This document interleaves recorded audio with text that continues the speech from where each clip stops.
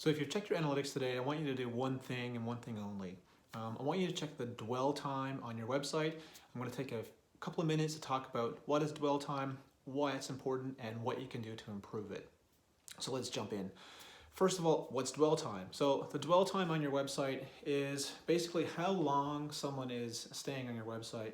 So when you go into your Google Analytics, look at your top content posts, look at your top services pages, and get an idea of like how long people are staying there. Are they staying there for 2 seconds? Are they staying there for 2 minutes? Or are they staying there for 20 minutes?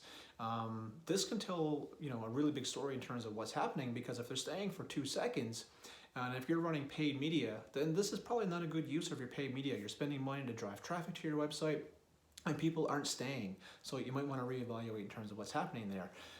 Likewise, if people are staying for 2 minutes, that's great. What that probably means is that people are actually reading the content that you have for this particular blog post or article on your website, and then perhaps you're moving on. However, when you get people that are staying for, say, 20 minutes, what that probably means is that you acquired them through social media or SEO or through paid media, and they read your first article and they really liked what you said, and then they moved on and they read the rest of your articles.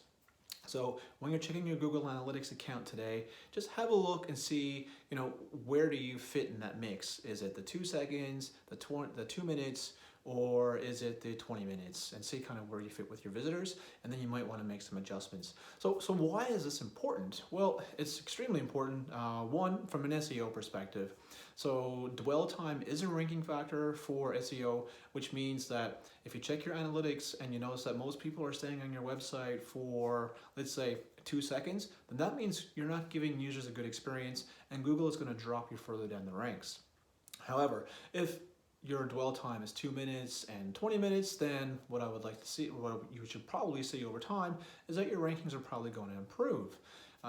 Another reason why dwell time is important, as mentioned earlier, so let's say if you're running an AdWords campaign or you're running a promotion and people are you're spending money to drive people to your website, and then they get to the website because you're there to solve a problem that they may have, but then they land on your website and the content doesn't match with the problem that they're trying to solve.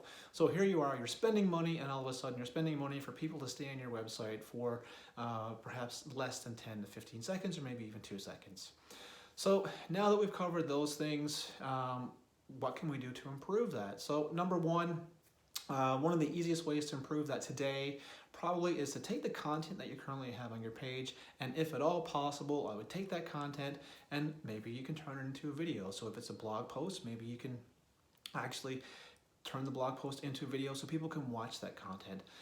The other thing that you could do as well is perhaps you can use a tool like SoundCloud, where you can actually record your blog post, because maybe somebody wants to listen to that blog post itself, and doing those things can help kind of keep people on your site a little bit longer. So those are a couple of things and suggestions in terms of what is dwell time. When you check your analytics today, think about what we've covered, and if you like those tips, please leave a comment below and I'll try to do more of them.